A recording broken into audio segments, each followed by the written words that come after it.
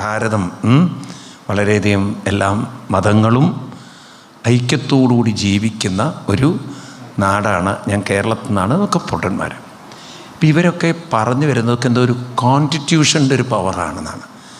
പക്ഷെ നിങ്ങൾ നോക്കൂ, ഒരു നാഷണൽ ഇൻറ്റഗ്രേഷൻ എന്ന് പറഞ്ഞാൽ എല്ലാവരും ഒന്നിച്ചു കൂടുക, എല്ലാവരും ഒരുമയിൽ കൂടുക.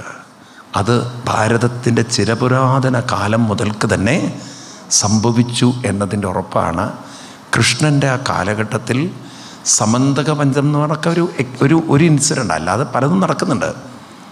അന്ന് പല രാജവംശങ്ങളും ഒന്നിച്ചു ചേർന്നു എന്ന് പറഞ്ഞാൽ എല്ലാവരെയും ഇൻ്റഗ്രേറ്റ് ചെയ്യാൻ പറ്റുന്ന ഒരു കൾച്ചർ, ആത്മീയ സംസ്കാരം ചിരപുരാതന കാലം മുതൽക്ക് തന്നെ പറയൂ ഉണ്ടായിരുന്നു. ആണോ അല്ലയോ? നിങ്ങൾക്കിപ്പോഴും മനസ്സിലായില്ല? പല രാജവംശക്കാരും പല സ്വഭാവക്കാരായിരിക്കാം അല്ലേ? പക്ഷെ എന്നാലും എല്ലാവരെയും ഒരിടത്ത് ഒന്നിപ്പിക്കാൻ ഇതല്ലേ നാഷണൽ ഇൻ്റഗ്രേഷൻ എന്ന് പറയുന്നത്. ആണോ? നമ്മളിതിൻ്റെ പേരാണ് ജനാധിപത്യം. ഇന്നിപ്പോൾ വ്യത്യസ്ത മതങ്ങൾ വന്നപ്പോൾ അതിനെ മതേതരത്വം എന്ത് പറഞ്ഞാലും എന്താണ്? ഒരു കൂട്ടായ്മയും ഒത്തൊരുമയുടെയും പേരല്ലേ ഇതൊക്കെ? ആണോ? അപ്പം ഇത് പണ്ട് കാലം മുതൽക്ക് തന്നെ ഭാരതത്തിൽ, ഇനി പറയും ഇതൊക്കെ കോൺസ്റ്റിറ്റ്യൂഷൻ മുതലാണോ ഉണ്ടായത്? ഇതൊക്കെ രാഷ്ട്രീയക്കാരങ്ങനെ പറഞ്ഞ് ഫലിപ്പിക്കുന്നതിന് കാരണം നമുക്ക് ഭാഗവതമായിട്ടൊന്നും പറയൂ ഒരു ബന്ധമില്ലാത്തതുകൊണ്ടാണ്. ഈവൻ ശങ്കരാചാര്യസ്വാമികളുടെ കാലഘട്ടത്തിൽ 4 മഠങ്ങൾ അദ്ദേഹം സ്ഥാപിച്ചു എന്ന് പറയുമ്പോൾ അവിടെയൊക്കെ പോയി ഇപ്പോൾ നോക്കൂ നിങ്ങൾ, അദ്ദേഹം ഗുജറാത്തിൽ ദ്വാരകാപീഠം ഉണ്ടാക്കി. പുരിയിൽ അദ്ദേഹം, പുരി ജഗന്നാഥ് ക്ഷേത്രത്തിൻ്റെ അടുത്താണ് അദ്ദേഹത്തിൻ്റെ ഗോവർദ്ധൻ, അവിടുത്തെ കിഴക്ക് ഭാഗത്തുള്ള ഒരിത്. പിന്നെ അത് കഴിഞ്ഞിട്ട് ഹിമാലയത്തിൽ ജോഷി മഠിൽ അദ്ദേഹം ഉണ്ടാക്കി. അത് കഴിഞ്ഞിട്ട് ഇങ്ങ് സൗത്തിൽ എന്താണ് നമ്മുടെ കർണാടകയിൽ അദ്ദേഹത്തിൻ്റെ ശൃംഗേരി മഠം ഉണ്ടോ? ഇപ്പം ഈ തരത്തിൽ സൗത്ത് അതായത് കേരളം, നമ്മുടെ കർണാടക സൗത്ത്, അതുപോലെ വെസ്റ്റ് അതാണ് ഗുജറാത്ത്, ഈസ്റ്റ് അതാണ് പുരി, നോർത്ത് അതാണ് ബദരീനാഥിനടുത്തുള്ള ജോഷി മഠ്. ഇതാണ് അന്നത്തെ കാലത്ത് പോയി അവിടെ മഠങ്ങളുണ്ടാക്കി ഒരു ഇൻ്റഗ്രേഷൻ. അപ്പം എന്തിനാണ് ഇവിടേക്ക് ഉണ്ടാക്കിയത്? എല്ലാ ഭാഗത്തുള്ളവരെ ഒന്നിപ്പിക്കാനായിട്ട്. അവർക്ക് അന്നത്തെ കാലത്ത് സാധിച്ചിരുന്നെങ്കിൽ ഇത് കൃഷ്ണന് മുമ്പ് തന്നെ ശങ്കരാചാര്യർക്ക് മുമ്പ് തന്നെ ഇങ്ങനെയുള്ളൊരു കൾച്ചർ ഇവിടെ ഉണ്ടായിരുന്നതിൻ്റെ ഒരു കണ്ടിന്യൂഷനാണ് അവരൊക്കെ ചെയ്തത്. അപ്പോൾ ഭാരതത്തിൻ്റെ അഖണ്ഡത, ഐക്യം എന്നൊക്കെ പറഞ്ഞത് ഇതൊരു ചിരപുരാതന കാലം മുതൽക്ക് തന്നെ ഇവിടെ ഉണ്ടായിരുന്നു. ഞാനത് പറയുമ്പോഴാണ് കേരളാൻ ആരും പങ്കെടുത്തിട്ടുണ്ട്. ഇപ്പോൾ 951 മുതലല്ല കേരള സംസ്ഥാനം രൂപപ്പെട്ടതിന് ശേഷമല്ല കേരളം എന്നുള്ള പേര് വളരെ വർഷങ്ങൾക്ക് മുമ്പ് ഉള്ള ഒരു തമാശയും കൂടി പറയേ. ഇത് നടന്നൊരു കാര്യമാണ്, തമാശയല്ല. ചിദംബരം എന്നുള്ള ക്ഷേത്രം കേട്ടിട്ടുണ്ടോ? ചിദംബരം എന്നുള്ളത് ഈ നോർത്തിൽ തമിഴ്നാട്ടിൽ ചേരവംശക്കാരും ചോളവംശക്കാരും ആയിരുന്നു ഭരിച്ചിരുന്നത് അല്ലേ? ആണോ? അപ്പോൾ ഈ ചോളവംശ രാജാവായിരുന്നു രാജരാജേശ്വരൻ. ആരാണ്? അപ്പോൾ ഈ രാജരാജ ചോളൻ. ഈ രാജരാജ ചോളൻ അന്നത്തെ കാലത്ത് കേരളത്തിൽ വന്ന് കേരളത്തിലെ രാജാവിനെ തോൽപ്പിച്ചു. അതിൻ്റെ പ്രതീകമായിട്ട് അദ്ദേഹം ചിദംബരം ക്ഷേത്രത്തിൽ ഒരു ഗോപുരം പണിതു. ആ ഗോപുരത്തിൻ്റെ പേര് കേരളാന്തകൻ എന്നാണ്. കേട്ടിട്ടുണ്ടോ നിങ്ങളങ്ങനെ? കേട്ടിട്ടില്ല? ആദ്യമായിട്ട് കേൾക്കണോ? ആ ഗോപുരത്തിൻ്റെ പേര് ചിദംബരം അമ്പലത്തിൽ ആരെയും പോയിട്ടുണ്ടോ? 2 ഗോപുരമുണ്ട് അവിടെ. ഒന്ന് രാജരാജ ചോള ഗോപുരവും, 2 അതിന് ഓപ്പോസിറ്റാണ് കേരളാന്തക ഗോപുരവും. എന്താണ് ഏറ്റവും വലിയ തമാശ എന്താണെന്നറിയോ? നമ്മുടെ മുഖ്യമന്ത്രിയുടെ ഭാര്യയും മകളും ആ കവാടത്തിലൂടെയാണ് തൊഴാൻ പോയത് അവിടെ.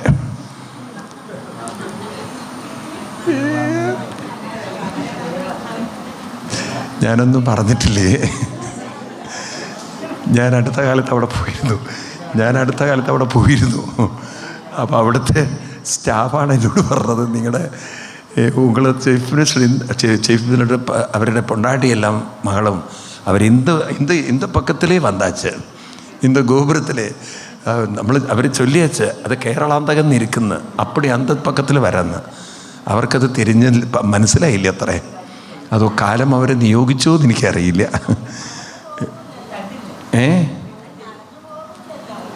എന്താ അല്ല, ഞാനിതൊന്നും പറഞ്ഞില്ലല്ലോ. എന്താ പറഞ്ഞത്? ഒരു ഗോപുരത്തിലൂടെ കടന്നു എന്നുള്ളത്. അല്ല, ആ ഗോപുരത്തിൻ്റെ പേര് നോക്ക്, എത്രമാത്രം കേരളാന്തകൻ എന്നുള്ള പേര്. വല്ലാത്തൊരു അത്ഭുതമായി തോന്നിയത്. കേട്ടിട്ടുണ്ടോ അങ്ങനെ ഒരു കേരളാന്തകൻ എന്നുള്ളൊരു ഗേറ്റ് ഉണ്ടെന്ന്? കേട്ടിട്ടില്ല? ഗൂഗിളിൽ സെർച്ച് ചെയ്ത് നോക്കൂ.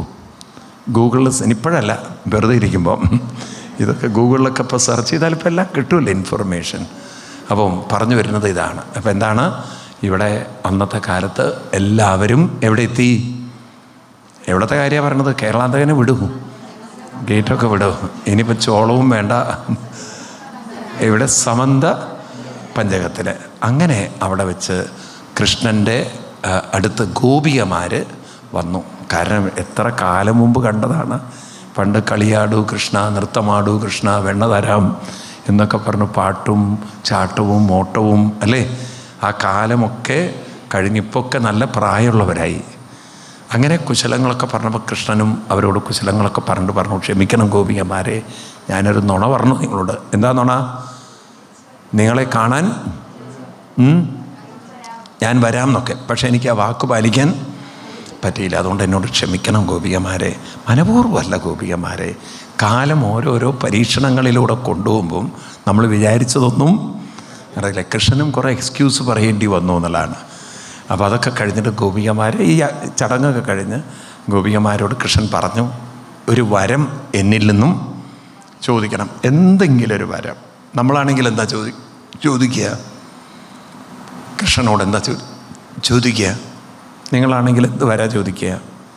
മുട്ടുവേദന ഉണ്ടാവരുത്, തലവേദന ഉണ്ടാവരുത്, കഷ്ടപ്പെടുത്താതെ എന്നെ കൊണ്ടുപോകണം എന്നൊക്കെയല്ലേ പറയുക പൊതുവെ, അല്ലേ?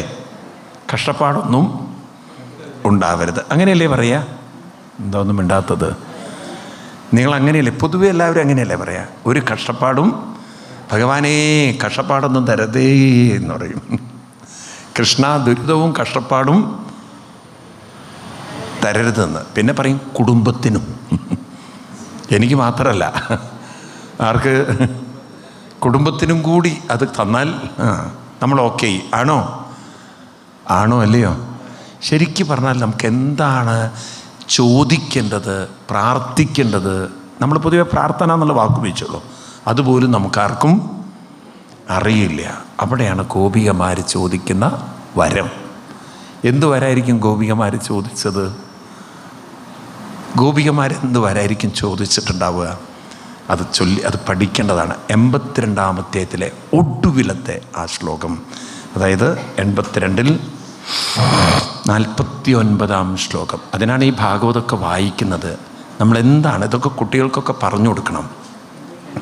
എന്താണ് നമ്മളൊരു ക്ഷേത്രത്തിലൊക്കെ പോകുമ്പോൾ നമ്മളിപ്പം പ്രാർത്ഥിക്കുന്നതൊക്കെ കഷ്ടകാലം തരരുത്, ബുദ്ധിമുട്ട് തരരുത്, നമുക്ക് ഓരോരോ സുഖങ്ങളും സന്തോഷമൊക്കെ തരണം എന്നൊക്കെയാണ്. ഇവിടെ ഗോപികമാരെന്താ പ്രാർത്ഥിക്കുന്നത്? അല്ലെങ്കിൽ കൃഷ്ണനോട് എന്താ ആവശ്യപ്പെട്ടത്? പ്രാർത്ഥിക്കുക എന്നല്ല, ആവശ്യപ്പെട്ടത് എന്താണ്? കിട്ടിയോ? 82-ലെ ലാസ്റ്റ് ശ്ലോകം പറയുമ്പോൾ വേഗം മനസ്സിലാവും. 49.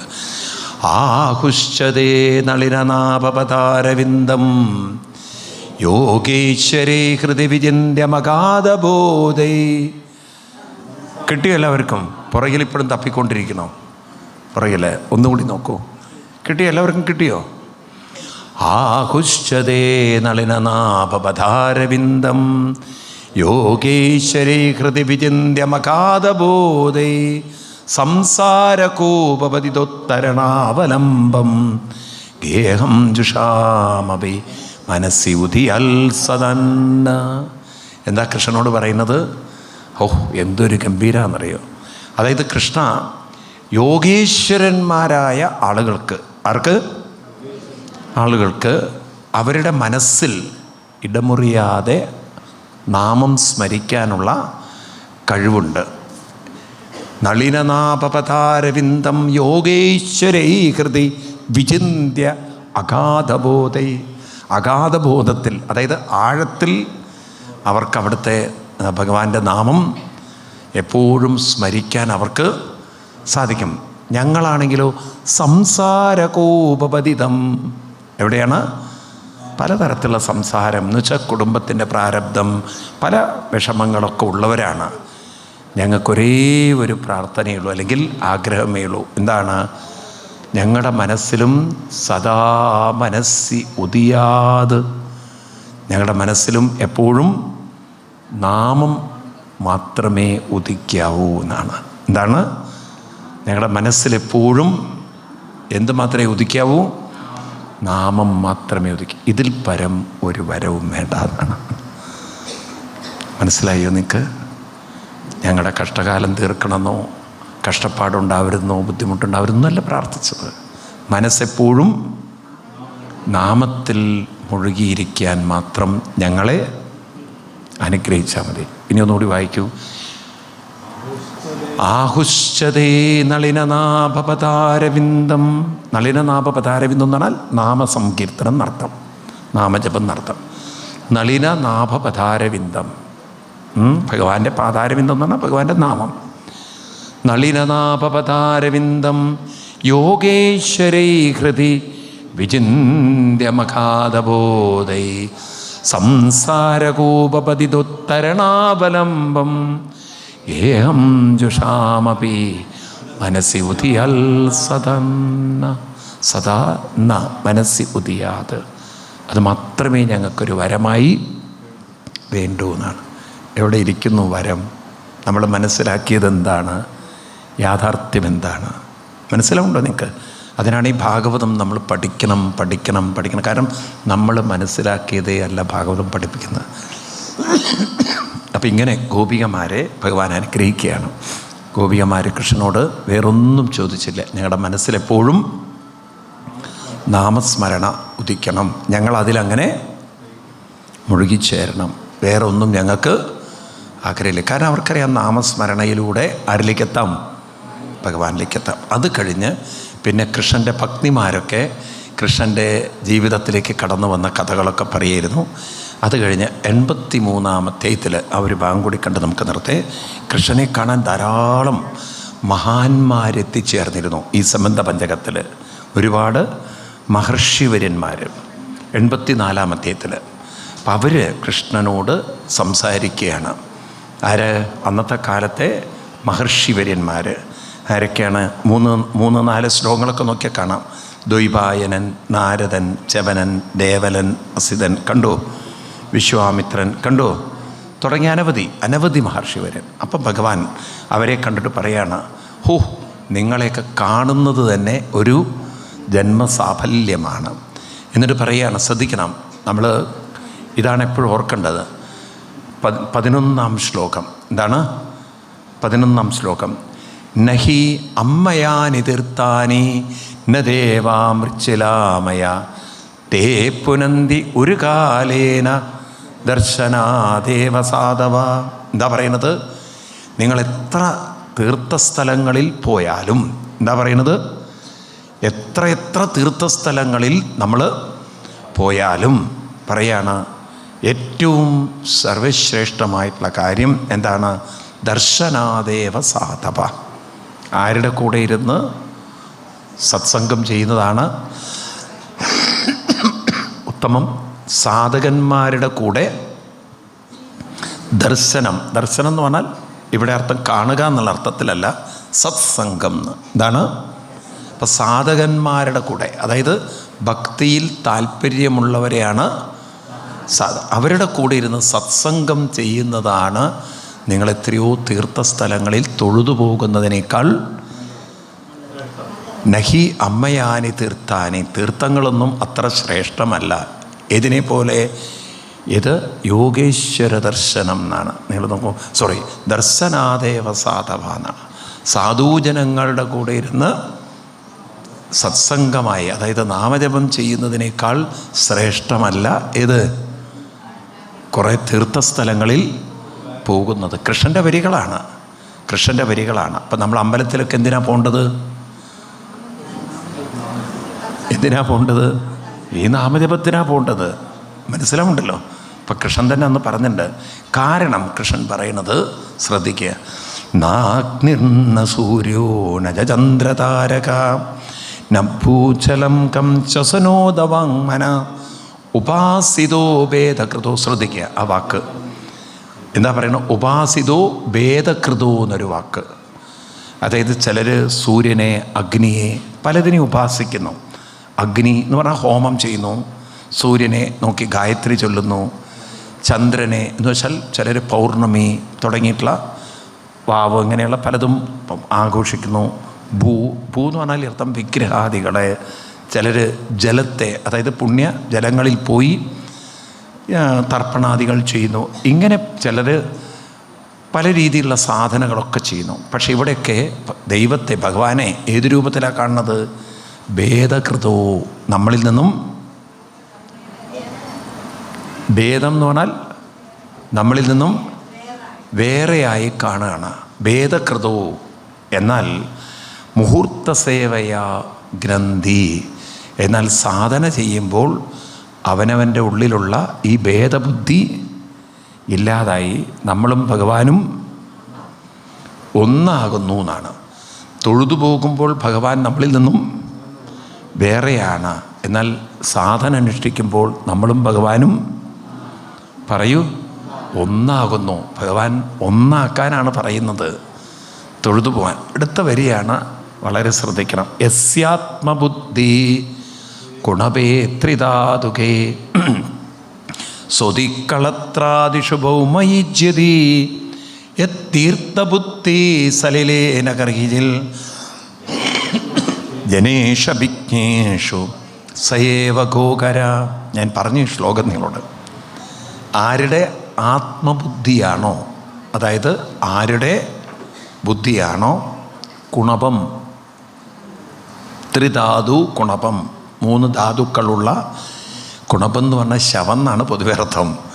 ഈ ശവമാകുന്ന ശരീരമാണ് താനെന്ന് ധരിച്ച്, ശവമായി തീരേണ്ട ശരീരമാണ് താനെന്ന് തെറ്റിദ്ധരിച്ച്, ശരീരസുഖത്തിനും സ്വതി കളത്രാദി ഭൗമൈജ്യതി എന്ന് പറഞ്ഞാൽ എന്താണ്? തൻ്റെ ഭാര്യ, മക്കൾ തുടങ്ങിയിട്ടുള്ള പരിവാരങ്ങൾക്കൊക്കെ ഇതൊക്കെ നിലനിർത്താനാണ് തൻ്റെ സാധന കൊണ്ട് നടക്കുന്നെങ്കിൽ, അല്ലെങ്കിൽ ക്ഷേത്രോപാസന തുടങ്ങിക്കൊണ്ട് നടക്കുന്നെങ്കിൽ ഏതിന് ശ്രമിക്കുന്നില്ല?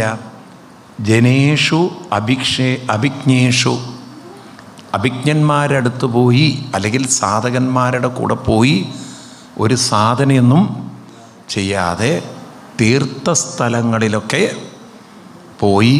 എന്തിനാ പോകുന്നത്?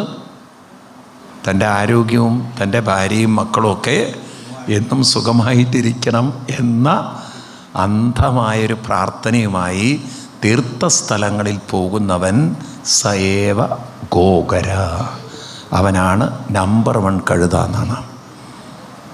ആരാണ് കഴുത? ഈ ശ്ലോകത്തിൻ്റെ അർത്ഥം ഞാൻ പറഞ്ഞിരുന്നത്. ആരാണ് കഴുത? തീർത്ഥസ്ഥലങ്ങളിലൊക്കെ എന്തിനാ പോകുന്നത്? എന്തിനാ പോണത്? താനീ ശരീരമാണെന്ന് കരുതി തൻ്റെ ശരീരത്തിൻ്റെ ആരോഗ്യത്തിനും കുടുംബത്തിനും വേണ്ടി ഇങ്ങനെ പ്രാർത്ഥിച്ച് നടക്കുന്നവനൊക്കെ ആരാണ്? നമ്പർ 1 കഴുതയാണ്. കഴുതകൾക്കുണ്ട് കുറച്ച് ബുദ്ധിയൊക്കെ. കഴുതകളും നമ്മളെക്കാളും ബുദ്ധിയുള്ളവരാണ്. ആണോ? ആണോ അല്ലയോ? ഇപ്പം നിങ്ങൾ നോക്കൂ, നിങ്ങൾ ഒരിക്കൽ പോട്ടെ, കിടങ്ങൂർ 2 കഴുതകൾ തമ്മിൽ കണ്ടുമുട്ടി. ആര്? 2 കഴുതകൾ. അപ്പോൾ ഒരു കഴുത മറ്റേ കഴുതയോട് ചോദിച്ചു, അല്ല നമ്മൾ മനുഷ്യരും തമ്മിൽ എന്താ വ്യത്യാസം എന്ന്? എന്താണ്? നമ്മളും മനുഷ്യരും തമ്മിൽ എന്താ വ്യത്യാസം എന്ന്? അപ്പോൾ കഴുത എന്താ ഉത്തരം പറഞ്ഞറിയോ? ഒരു വ്യത്യാസമേ ഉള്ളൂ എന്ന്. അതായത് നമുക്കൊന്നും മനുഷ്യരാവാൻ പറ്റില്ല എന്ന്. മനസ്സിലായില്ലേ നിനക്ക്? നമുക്ക് മനുഷ്യരാവാൻ പറ്റില്ല എന്ന്. അതായത് മനുഷ്യർക്കാരാവാം, കഴുതയാവാൻ അവർക്ക് ഒട്ടും പ്രയാസമില്ല എന്ന്. ഇപ്പം നിങ്ങൾ നടന്നു പോകുന്ന സമയത്ത് ഒരാൾ ഏത് കഴുതയാന്ന് ചോദിച്ചാൽ മതി, വേറെ ഒന്നും ചോദിക്കണ്ട, ഏത് കഴുതയാണെന്ന്. എന്നെ തന്നെയാണല്ലേ എന്ന്. ഇന്നൊരു കഴുത നടന്നു പോകുമ്പം ഏത് മനുഷ്യനാന്ന് ചോദിച്ചു നോക്കൂ. ഇന്നുവരെ ഒരു കഴുതയും തിരിഞ്ഞു നോക്കിയില്ല. കാരണം കഴുതയ്ക്ക് ഉറപ്പാണ് ഞാൻ കഴുതയാണെന്ന്. പക്ഷെ മനുഷ്യന് ഉറപ്പില്ല ഞാൻ മനുഷ്യനാണെന്ന്. മനുഷ്യന് ചിലപ്പോൾ സംശയം വരും, ഏത് ഞാനൊരു കഴുതയാണോ എന്ന്. ആണോ അല്ലയോ? നിങ്ങൾ നടന്നു പോകുമ്പോൾ കഴുതയെന്ന് വിളിച്ചു കഴിഞ്ഞാൽ തിരിഞ്ഞു നോക്കൂല്ലയോ? ഞാൻ ചോദിച്ചതിന് ഉത്തരം മതി. നിങ്ങളെ എന്ന് ഉദ്ദേശിച്ചില്ല, പുറകിൽ നിന്ന് ഒരാൾ കഴുതേ എന്ന് വിളിച്ചാൽ നോക്കുവോ? ആരാ വിളിച്ചതൊന്നും അല്ല നോക്കണത്. ഉള്ളിൻ്റെ ഉള്ളിലൊരു തോന്നൽ, എന്നെ ആരോ കഴുതാന്ന് വിളിച്ചിരിക്കുന്നു. ആണോ? ആണോ അല്ലയോ? നിങ്ങൾ തിരിഞ്ഞു നോക്കുന്നതിന് എന്താ കാര്യം? എന്നെ തന്നെയാണോ ഉദ്ദേശിച്ചതെന്നുള്ളതാണ്. അതൊക്കെ നിങ്ങൾ ഇപ്പം ഉണ്ടാക്കി പറയുകയാണ്. ആ സമയത്ത് അതൊന്നും ഓർമ്മ വരില്ല, നിങ്ങൾ ഏത് കഴുതയാണ് വിളിച്ചതെന്നൊക്കെ. ഇപ്പം നിങ്ങൾ അറിയാത്ത സ്ഥലത്താണ് നിങ്ങളെ വിളിക്കുന്നതെങ്കിൽ അപ്പോഴും നിങ്ങൾ തിരിഞ്ഞു നോക്കും. ആരാ വിളിച്ചത് നോക്കാൻ വേണ്ടിയിട്ടാണോ? എന്നെ തന്നെയാണോ വിളിച്ചത് എന്നറിയാൻ വേണ്ടിയിട്ടാണ് നോക്കണത്. അപ്പോൾ ഉറപ്പുണ്ടല്ലോ ഞാനൊരു കഴുതയാണെന്നുള്ളത്. അപ്പോൾ അതുകൊണ്ട് വെറുതെ അമ്പലത്തിൽ പോയി തൊഴുതിട്ട് പറയൂ, ഒരു കാര്യമില്ല. വെറുതെ തൊഴുന്നവരെ ഭഗവാൻ എന്താ വിളിച്ചത്? കോവർ കഴുത എന്ന് പറയില്ല, കഴുത, നോർമൽ കഴുത. നോർമൽ കഴുതകളാണ് എവിടെ പോയി തൊഴുന്നത്? അമ്പലത്തിൽ പോയി തൊഴുന്നത്. നോക്കൂ നിങ്ങൾ, 5000 വർഷങ്ങൾക്ക് മുമ്പ് ഭാഗവതത്തിൽ ഈ വരികൾ എഴുതി വച്ചിരിക്കുന്നത് എന്തിനാണ്? ഭഗവാൻ തീർത്ഥസ്ഥലങ്ങൾ വെറുതെ തൊഴുതു പോവാൻ വേണ്ടി ഉപയോഗിക്കരുത്. അത് നിങ്ങളുടെ ആത്മീയമായ ഉന്നതിക്ക് വേണ്ടി, ഉയർച്ചയ്ക്ക് വേണ്ടി ഉപയോഗിക്കണം. മനസ്സിലാവുണ്ടല്ലോ? അപ്പം എപ്പോഴും ഓർമ്മ വേണം, മനസ്സിനെ പൂർണ്ണതയിലേക്ക് എത്തിക്കാനുള്ള കേന്ദ്രമാണ് ക്ഷേത്രം. എന്തിനാണ്? അപ്പം അതുകൊണ്ട് ഇപ്പം ആരോഗ്യം, മനസ്സിന് ആരോഗ്യമുണ്ടെങ്കിൽ ശരീരത്തിനും, ഉറക്കെ പറയൂ, നമുക്ക് മാനേജ് ചെയ്യാൻ പറ്റും. മനസ്സിന് ആരോഗ്യമില്ലെങ്കിൽ ശരീരത്തിന് ആരോഗ്യമില്ല. ഇപ്പം ഞാൻ എൻ്റെ അനുഭവം പറയും. ഞാൻ ഭയങ്കര ചെസ്റ്റ് കൺജഷനിലായിരിക്കുന്നത്. ഇടയ്ക്കിടയ്ക്ക് നിങ്ങൾ കാണുന്നുണ്ടാവും, അത് ഉണ്ടോ? ഭയങ്കര കൺജഷനാണ്. പക്ഷേ ഇത് പറയുമ്പോൾ എനിക്ക് തന്നെ അറിയില്ല എനിക്ക് പ്രോബ്ലം ഉണ്ടോ എന്നുള്ളത്. കാരണം ഇതിൽ മുഴുകുമ്പം അതെല്ലാം മറന്നു പോകുന്നുണ്ട്. അപ്പം അത്രയും ഒരു കാര്യം ഉറപ്പാണ്, മനസ്സ് ഓക്കെ ആണെങ്കിൽ ബോഡിയും ഓക്കെയാണ്. അത്രയേ ഉള്ളൂ. അപ്പോൾ നമ്മൾ കൂടുതലും ഏതിനെ ഓക്കെ ആക്കാൻ നോക്കണം? പറയൂ. അല്ലാതെ നിങ്ങൾക്കൊരിക്കലും എന്താണ് ശരീരത്തെ ഓക്കെ ആക്കി ഇവിടുന്ന് പോവാൻ പറ്റില്ല. മനസ്സിലാവുണ്ടല്ലോ? അതാണ് നോക്ക്, ഇത്രയും മരുന്നുകളൊക്കെ കണ്ടെത്തിയിട്ടും മനുഷ്യൻ അവസാനം അവശരായി മരിക്കുകയാണ്. ഇപ്പം മെഡിക്കൽ സയൻസ് ഉണ്ടാക്കിയത് എന്താ അറിയൂ? മരുന്നുകൊണ്ട് ലൈഫ് ഉണ്ടാക്കി. പക്ഷേ മരുന്നുകൊണ്ട് മനസ്സിനെ സ്റ്റേബിളാക്കാൻ പറ്റിയിട്ടില്ല. അതുകൊണ്ട് നിങ്ങൾ അമേരിക്ക, യൂറോപ്യൻ രാജ്യങ്ങളൊക്കെ ഓൾഡ് ഏജ് ഹോമിലൊക്കെ നോക്കും നിങ്ങൾ, ഒരു വെജിറ്റബിളായിട്ട് മനുഷ്യനങ്ങനെ മരിക്കൂല്ല. എന്നാൽ മാനസികമായിട്ടൊട്ടൊന്നിനും ഒരു ശക്തിയില്ല. കണ്ടില്ലേ ഇന്നിപ്പം ഈ വെൻറ്റിലേറ്ററിലൊക്കെ കിടന്ന് അവശരായിട്ട് കിടക്കുന്ന ആൾക്കാരെ ഉണ്ടോ? അപ്പോൾ ഒരു ആരോഗ്യത്തോടെ ജീവിച്ച് അവസാനം ആരോഗ്യമുള്ള മനസ്സോടെ, പ്രായമുള്ള പണ്ടത്തെ മുത്തശ്ശന്മാരൊക്കെ എത്ര ആരോഗ്യത്തോടെ അല്ലേ? ശരീരത്തിന് ഇത്തിരി വയ്യായി വന്നു, അവരങ്ങോട്ട് മരിച്ചു പോയതുപോലെ അവരുടെ മനസ്സിന് നല്ല ബലവും ആരോഗ്യവും ഉണ്ടായിരുന്നു. അല്ലെങ്കിലും 9ഉം 10ഉം പ്രസവിച്ച അമ്മമാരെയൊക്കെ സമ്മതിക്കണ്ടേ? ഇന്നവർക്ക് അർജുന അവാർഡൊക്കെ കൊടുക്കണം. കാരണം 10 കുട്ടികളെ പ്രസവിച്ച് വളർത്തിയെടുക്കുക എന്ന് ആലോചിക്കുന്ന ചിലരെ കാര്യമാണോ? ഇന്നിപ്പോൾ ഒരെണ്ണത്തിനെ പ്രസവിച്ചിട്ടുണ്ടാക്കാനുള്ളൊരു ബുദ്ധിമുട്ട്, അതിനെ വളർത്തിയെടുക്കാനുള്ളൊരു ബുദ്ധിമുട്ട് ആലോചിച്ച് നോക്കൂ. ആണോ? 2 കുട്ടികളെയൊക്കെ ഒന്ന് വളർത്താൻ നല്ല ബുദ്ധിമുട്ടല്ലേ? ആണോ? അവരെല്ലാ വർഷം മുടങ്ങാതെ ഓരോരുത്തരെ കൊണ്ടുവന്നില്ലേ? എന്നിട്ട് 15 ഉള്ള അമ്മമാരുണ്ടായിരുന്നു. എത്ര? 12ഉം 15ഉം. അപ്പം അമ്മ 15 പ്രസവിക്കുമ്പം അമ്മയുടെ മകളുടെ മകൾ പ്രസവിക്കുകയാണ്. വീട് മൊത്തം ഒരു ലേബർ വാർഡാണ്. മനസ്സിലായില്ലേ? ഈ തരത്തിലൊക്കെ പഴയ വീടുകളിൽ 4 ജനറേഷൻ 5 ജനറേഷൻ ഒക്കെ ഉണ്ടായിരുന്നില്ലേ? ഉണ്ടായിരുന്നോ? അപ്പം അവർക്കതൊക്കെ മാനേജ് ചെയ്യാൻ യാതൊരു ബുദ്ധിമുട്ടും ഉണ്ടായിരുന്നില്ല. അപ്പം മനോബലം നമ്മളെക്കാളൊക്കെ കൂടുതലായിരുന്നു. ഇന്നിപ്പോൾ എന്താ ഉണ്ടായത്? ഭൗതിക സമ്പത്ത് കൂടിയപ്പോൾ മനുഷ്യർക്ക് മാനസിക ആരോഗ്യം വളരെ ഉറക്കെ പറയൂ, കുറഞ്ഞു പോയി. അതെന്തുകൊണ്ട്? നമ്മൾ അനുഷ്ഠാനങ്ങളൊന്നും ഇല്ലാതായി. അതുകൊണ്ടാണ് കൃഷ്ണൻ ഈ മഹാന്മാരോട് പറയുന്നത്, ക്ഷേത്രങ്ങളിലൊക്കെ പോകുന്നത് എന്തിനാണ്? അനുഷ്ഠാനം. വെറുതെ തൊഴുതു പോയാൽ ആരായി? ആരായി? കഴുതയായി. ഇനി ഓർക്കണം, വെറുതെ തൊഴുതു പോകാനല്ല തീർത്ഥസ്ഥലങ്ങളൊന്നും വച്ചിരിക്കുന്നത്. ഇത് കഴിഞ്ഞ് അടുത്തൊരു രംഗം എന്താ അറിയോ? കൃഷ്ണൻ്റെ പിതാവ് ആര്? നോക്കുമ്പം മഹാന്മാരൊക്കെ കൃഷ്ണനെ നമസ്കരിക്കുന്നു, കൃഷ്ണൻ പറയുന്നത് കേൾക്കുന്നു. അപ്പോഴാണ് വസുദേവർക്ക് മനസ്സിലായത്, കൃഷ്ണൻ എൻ്റെ പുത്രനായതുകൊണ്ട് മാത്രം എൻ്റെ ജീവിതം ധന്യമാക്കാൻ എനിക്ക് സാധ്യമല്ല. അപ്പം കൃഷ്ണനോട് ജീവിതം ധന്യമാക്കാനുള്ള വഴികൾ ചോദിക്കണം. അങ്ങനെ ആ പുത്രൻ്റെ മുന്നിൽ അച്ഛൻ ചോദിക്കുന്ന ചോദ്യവും അതിന് കൃഷ്ണൻ നൽകുന്നൊരു ഗംഭീര മറുപടിയുണ്ട്. കൃഷ്ണൻ പറഞ്ഞു അച്ഛനോട്, ചായ കഴിച്ചിട്ട് വരൂ, നമുക്ക് നോക്കാമെന്ന്. എന്നിട്ട് നമുക്ക് ആ ഭാഗങ്ങൾ നോക്കാം. അതുകൊണ്ട് സമയത്തിരി വൈകി, വേഗം ചായ കുടിച്ചിട്ട് വരുമെന്ന്. അപ്പം നമുക്ക് ചായയ്ക്ക് ശേഷം ആ ഭാഗം നോക്കാം. സർവത്ര ഗോവിന്ദനാമ സങ്കീർത്തനം